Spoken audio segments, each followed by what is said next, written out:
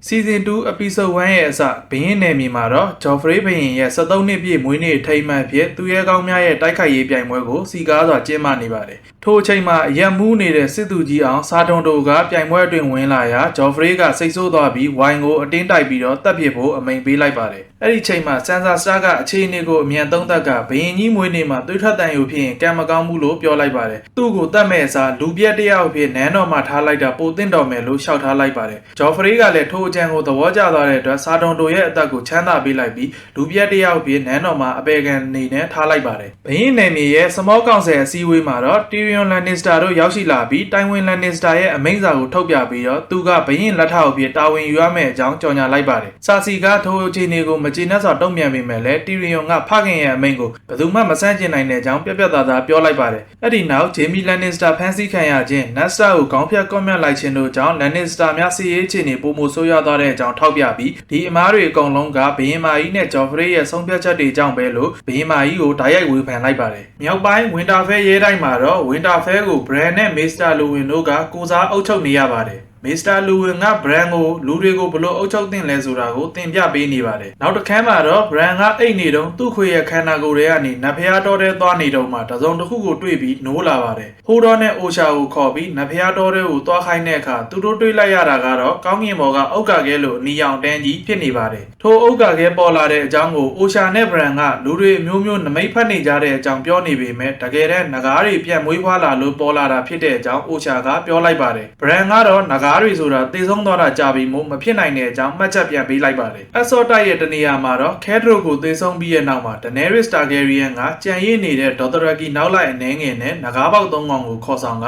လွန်ပူပြင်းခြောက်သွေးတဲ့ Red Witch တော်ကန်နာယာကိုဖျက်ဆီးနေရပါတယ်။ရေရှားပါမှုနဲ့အစာပြတ်လတ်မှုများကြောင့်သူ့ရဲ့မြင်းဖြူကြီးသေဆုံးသွားကလူအများလည်းငတ်ဘေးနဲ့ရင်ဆိုင်နေရပါတယ်။ထိုအခြေအနေကိုဖြည့်ရှင်းဖို့အတွက် Daenerys Targaryen ကတစ္ဆာရှိတဲ့စစ်သည်၃ယောက်ကိုမြင်းတစ်ကောင်စီပေးပြီးပတ်ဝန်းကျင်မှာရှိတဲ့မြို့တွေကိုအကူအညီရှာဖွေဖို့အတွက်စေလွှတ်လိုက်ပါတယ်။ရေခဲတိုင်းမြောက်ဘက်သို့ခြိတက်လာတဲ့ညာဆောင်တပ်ဖွဲ့တွေကအရိုင်းဆိုင်ဖို့ကြီး Craster ရဲ့စခန်းကိုရောက်ရှိလာပါတယ်။ Jon Snow နဲ့ Sam တို့က Craster ရဲ့တဲနာကိုရောက်တဲ့အခါမှာမိန်းကလေးတွေကိုမြင်လိုက်ရလို့အံ့ဩနေပါတယ်။ Craster ဆိုတဲ့လူကြီးကသူ့မွေးထားတဲ့သမီးတွေကိုသူပြန်ယူပြီးတော့သူ့မိန်းမအဖြစ်ပြန်လုပ်ခိုင်းကကလေးတွေပြန်မွေးပြီးအသက်ရှင်နေတဲ့အကြောင်းကို Jon Snow တို့သိလိုက်ရပါတယ်။ Samuel Tarly ကတော့ Craster ဆိုတဲ့အဖိုးကြီးကသမီးတွေကိုသူ့မိန်းမအဖြစ်ပြန်လုပ်တဲ့ဆိုရင်သားတွေကိုကြားဘာလုပ်ပြစ်တာလဲဆိုတာကိုအလွန်သိကျင်နေပါတယ်။ Craster ရဲ့စခန်းထဲကိုရောက်တဲ့အခါမှာ Craster ကသူ့စခန်းမှာတဲမယ်ဆိုသူ့သမီးတွေကိုမထိဖို့နဲ့ထိတာနဲ့လက်ဖြတ်ပစ်မယ်လို့ညာဆောင်တပ်ဖွဲ့ဝင်တွေကိုချိန်ချောက်ထားပါတယ်။အဲ့ဒီနောက်မှာတော့ Craster ကအရိုင်းဆိုင်တွေရဲ့ခေါင်းဆောင် Mance Rayder ကတတိုင်းကိုတိုက်ခိုက်ဖို့အတွက်လူအင်အားများစွာစုဆောင်းနေတဲ့အကြောင်းကို Lord Commander Mormont ထံသတင်းပေးလိုက်ပါတယ်။နောက်တစ်ခါမှာတော့ Dragonstone ကျွန်းမှာ Robert Baratheon ရဲ့ညီဖြစ်တဲ့ Stannis Baratheon ကသူ့သားလျင် Westeros ရဲ့တရားဝင်ဘုရင်ဖြစ်တဲ့အကြောင်းကြော်ညာဖို့အတွက်ပြင်ဆင်နေပါတယ်။အနီအောင်ဆုံးမကြီး Melisandre ကမိဖုရားကိုကိုးကွယ်ဖို့အတွက် Stannis ကိုစုယုံပြီး Westeros ရဲ့ရှေးအောင်ဖျားရုပ်ထုတွေကိုမီးရှို့ဖျက်ဆီးစေခဲ့ပါတယ်။ Joffrey ဘုရင်က Jaime Lannister နဲ့ Cersei Lannister တို့ရဲ့တရားမဝင်မျိုးမစစ်သားဖြစ်တဲ့အတွက်ကြောင့် Westeros ရဲ့တရားဝင်ဘုရင်မှာမိမိသာဖြစ်ကြောင်းကြေညာစာများကိုနိုင်ငံတော်ဝန်သို့ပို့ဆောင်ဖို့အတွက် Stannis ကအမိန့်ပေးလိုက်ပါတယ်။ထိုအခြေအနေကိုစိုးရိမ်နေတဲ့ Mr. Crescent က Melisandre ကိုတားဆီးဖို့အတွက်ဝိုင်ခွက်ထဲအစိတ်ခတ်ပြီးနှစ်ယောက်အတူတောက်သုံးဖို့အတွက်စိန်ခေါ်လိုက်ပါတယ်။ Melisandre ကအစိတ်ပါဝင်တဲ့ဝိုင်ကိုတည်ငြိမ်စွာတောက်လိုက်ပေမဲ့လည်းဘာမှမဖြစ်ဘဲရှိနေခဲ့ပြီး Crescent ကသာအစိတ်တန်ကြောင့်သွေးရန်ပြီးသေဆုံးသွားပါတယ်။အဲ့ဒီအချိန်မှာပဲ Melisandre ရဲ့ထူးဆန်းတဲ့မော်ဆွမ်းကိုအားလုံးမျက်မြင်တွေ့လိုက်ရပါတယ်။မြောက်ပိုင်းစစ်စခန်းမှာတော့ Robb Stark က Jaime Lannister ကိုလာရောက်တွေ့ဆုံပြီး Lannister တို့စစ်ရှုံးနေတဲ့အပြင် Stannis ကပါ Joffrey ရဲ့တရုတ်မှန်ကိုတနိုင်ငံလုံးကိုချပြလိုက်တဲ့အကြောင်းပြောပြနေပါတယ်။ Jaime Lannister က Robb Stark ကိုမောင်းမာစွာလောင်ပြောင်နေပေမဲ့လည်း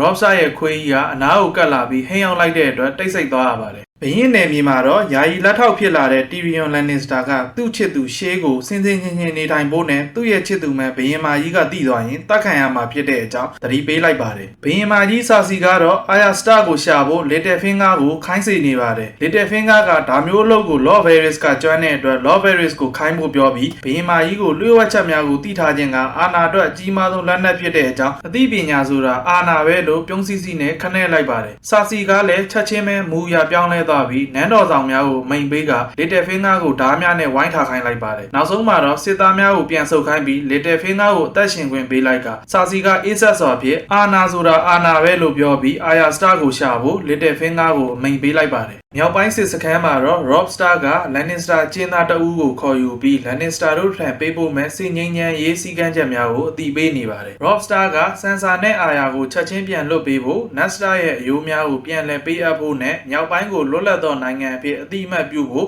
တောင်းဆိုထားကြောင်းပြောကြားနေပါတယ်။ထိုအချက်လက်များကိုမလိုက်နာဘဲ Lannister တို့ကစစ်တိုက်မီဆိုပါကစစ်ရေးအတားစီရဖို့ရန်အတွက် Robstar ကမဟာမိတ်များကိုထပ်မံစုဆောင်းဖို့အတွက်ဆုံးဖြတ်လိုက်ပါတယ်။သူက Theon Greyjoy ကိုသူ့ရဲ့ဖခင်ဖြစ်သူဘေးလွန် Greyjoy ထံဆေလွတ်ပြီးတန်ကျွန်းစုရဲ့စစ်သင်္ဘောများနဲ့စစ်အင်အားကိုကူညီတောင်းခံခဲ့ပါတယ်။ Robstar ရဲ့အမေ Catelyn Stark က Greyjoy တွေကိုမေယုံကြည်တဲ့ကြောင့်သတိပေးပေမဲ့လည်း Robstar ကသူ့ရဲ့မိတ်ဆွေ Theon ပေါ်ယုံကြည်ထားတဲ့အတွက်ဆေလွတ်လိုက်ပါတယ်။အဲ့ဒီနောက်မှာ Catelyn Stark ကိုလည်းဘရင် Robert ရဲ့တတိယမြောက်ညီဖြစ်တဲ့ Renly Baratheon ထံသွားရောက်ပြီး Lannister များကိုတိုက်ခတ်ရန်အတွက်စစ်မဟာမိတ်ဖွဲ့ဖို့တာဝန်ပေးလိုက်ပါတယ်။ Stannis Baratheon ပို့လိုက်တဲ့ Joffrey က Jaime နဲ့ Cersei Lannister တို့ရဲ့တရားမဝင်သားဖြစ်တဲ့အကြောင်းဖော်ပြထားတဲ့သတင်းစကားများနိုင်ငံအနှံ့ပြန့်သွားပြီးတဲ့နောက်မှာ Joffrey ဘုရင်ကမိခင်ဖြစ်သူ Cersei ကိုနန်းတော်အသင်းသို့ဆင့်ခေါ်လိုက်ပါတယ်။ Joffrey က Cersei ပေါ်မောက်မာစွာပြောဆိုပြီးတဲ့နောက် Robert Baratheon ကပြင်းတဲ့အခါတိုင်းဘယ်မိန်းမတွေနဲ့သွားအိတ်လို့တရားမဝင်သားသမီးတွေဒီလောက်များတာလဲလို့မေးလိုက်ပါတယ်။အဲ့ဒီအခါမှာ Cersei ကစိတ်မထိန်နိုင်တော့ပဲ Joffrey ရဲ့ပါကိုရိုက်လိုက်ပါတယ်။ Joffrey ကဒေါသတကြီးနဲ့ပြန်လဲစိုက်ကြည့်ပြီးနောက်တစ်ခါသူ့ကိုလက်နဲ့ရရင်သေတံပေးပြမယ်လို့သူ့အမေကိုပြန်လဲချင်းချောက်လိုက်ပါတယ်။အဲ့ဒီနောက်မှာတော့ Joffrey ဘုရင်ကသူ့ရဲ့ထီးနှန်းကိုချင်းချောက်နိုင်တဲ့ Robert Baratheon ရဲ့တရားမဝင်မျိုးမစစ်သွေးသားတွေအားလုံးကိုတပ်ပစ်ဖို့အတွက်အမိန့်ပေးလိုက်ပါတယ်။ဘရင်မျိုးဆောင်တပ်ဖွဲ့ဝင်များကဘရင်နယ်မြေတစ်မျိုးလုံးကိုလှည့်လည်ရှာဖွေပြီးပြည်တစားအိမ်များစင်းရဲသားရက်ကွက်များနဲ့အိမ်သီးသီးမှကလေးငယ်များကိုပင်မချမ်းပဲရက်ဆက်စွာတပ်ဖြတ်နေကြပါတယ်။အပြစ်မဲ့ကလေးငယ်များရဲ့ငိုကြွေးသံများနဲ့သွေးစွန်းသောမြင်ကွင်းများကြောင့်မျိုးတော်တစ်ခုလုံးထိတ်လိုက်ခြောက်ခြားပွဲအခြေအနေကိုရောက်ရှိသွားခဲ့ပါတယ်။ Robert Baratheon ရဲ့မျိုးမစစ်သားနောက်တစ်ယောက်ဖြစ်တဲ့ဗဘဲဘိုက Gendry ကိုရှာမတွေ့လို့မေးတဲ့အခါမှာညာဆောင်တပ်ဖွဲ့စုဆောင်းတဲ့ Yoren တို့နဲ့လိုက်သွားတဲ့အကြောင်းသိလိုက်ရပါတယ်။ဒီနေရာမှာပဲ episode 1ပြီးဆုံးသွားပါတယ်